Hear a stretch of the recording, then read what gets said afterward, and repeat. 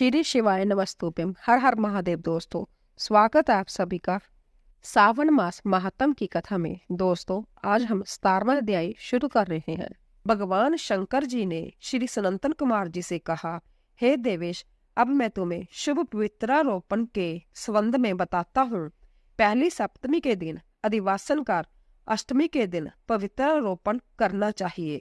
जो जीव पवित्रा बनवाता है उसके पुण्य का फल कहता पर वह एक महाव्रत दान तथा सब तीर्थों का फल प्राप्त कर लेता है।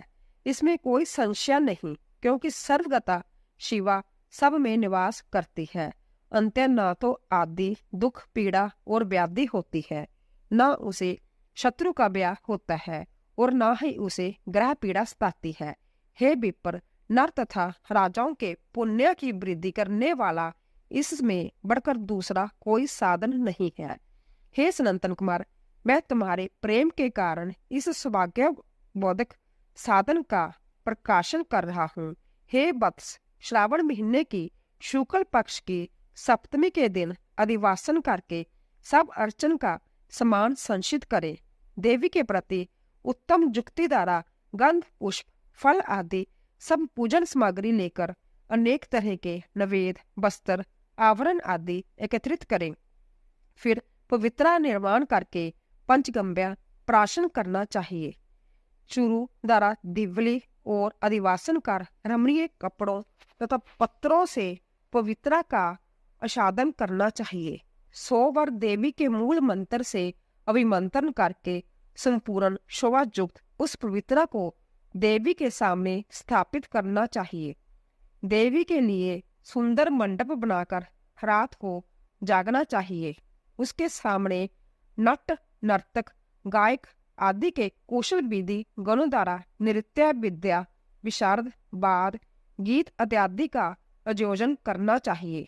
अगले दिन प्रातःकाल स्नान करके दिशाओं में बलि देनी चाहिए।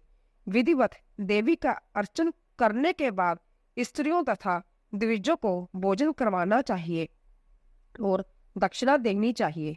हे सनंतन कुमार, यथाशक्ति नियमों का पालन कर राजा को स्त्री जुआ शिकार और मांस का बड़ी दृढ़ता के साथ त्याग करना चाहिए।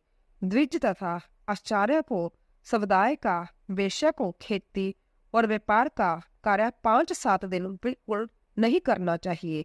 ऐसा न कर सके तो केवल 3, 1 या आधा दिन अपना कारोबार बंद करके केवल देवी के ध्यान में अपने मन को लगाना चाहिए। जो ज्ञानी सब विधि पवित्रारोपण नहीं करता, हे वत्स, उसका पूरे वर्ष भर अर्चन निष्फल जाता है। या मनुष्य को भक्ति द्वारा देवी प्रायण होकर प्रति वर्ष शुभ पवित्रारोपण करना चाहिए। कर्क अथवा सिंह का सूर्य हो जाने पर श्रावण मास के शुक्ल पक्ष की अष्टमी के दिन देवी के लिए पवित्रारोपण करना चाहिए। इसे न करने पर दोष होता है, क्योंकि यह नित्य कर्म है। श्री सनंतन कुमार ने पूछा, हे महादेव, आपने जो पवित्रारोपण कहा है, हे प्रभु, इसके निर्माण की विधि ठीक तरह से बताइए। भगवान शंकर जी ने कहा, हे वत्स, रेशमी वस्त्र कुश या कांस से निर्मित या ब्राह्मणी द्वारा रुई से सूत कुताना चाहिए।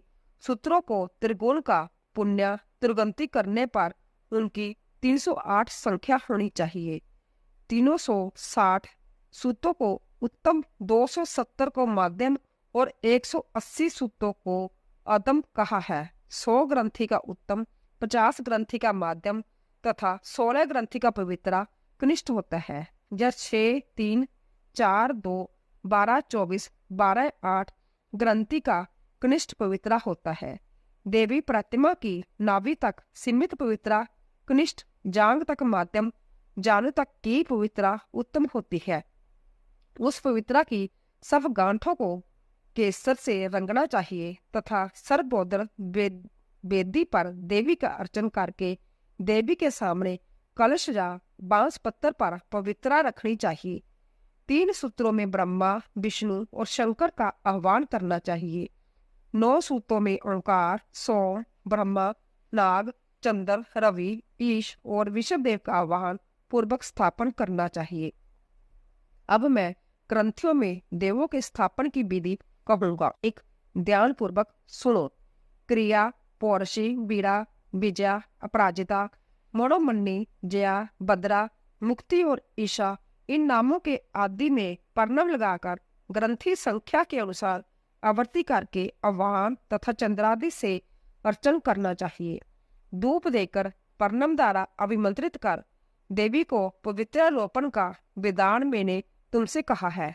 जिन दूसरों देवों को प्रतिपदा आदि तिथियों में से पवित्रारोपण करना चाहिए, उन देवों को मैं तुमसे कहता हूँ। दलत, श्री गौरी गणेश, चंद्रमा, गुरुजन, भास्कर, चंडिका, अम्बा, वासुकी, ऋषि, चंक्रपाणी, अनंत, शिव, ब्रह्मा और पितर, इन देवों का प्रतिपदा आदि तिथि में अर्चन करना चाहिए। यह पवित्रारोपण प्रदान देवों का है। उनके अंग देवों को 3 तार वाला समर्पण करना चाहिए।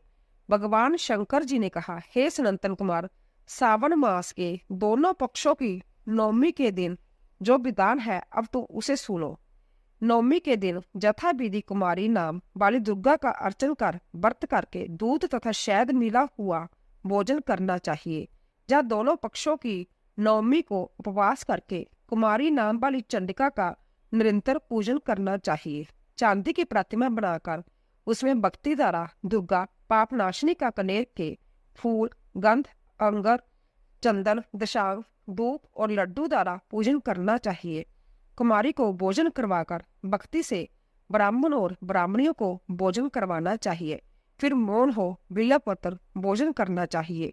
जो मनुष्य उत्तम भक्ति द्वारा दुर्गा की पूजा करते हैं, वह जहाँ निवास करते हैं उसे पर्वतम लोक को जाते हैं। हे विपिंदर, मैंने तुमसे यह नवमी का विधान कहा है। यह प्राणियों के सब पापों को नष्ट करने वाला है।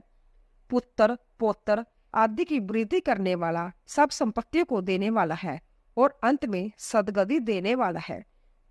बोलो शिव शंकर की जय। 17वां अध्याय समाप्त। दोस्तों, अगर आपको हमारी कथा पसंद आ रही हो, प्लीज जाने से पहले कमेंट बॉक्स में ओम नमः शिवाय, हर हर महादेव अवश्य लिखें और चैनल को सब्सक्राइब कीजिए, लाइक कीजिए और ज्यादा से ज्यादा शेयर कीजिए। आप सभी का धन्यवाद।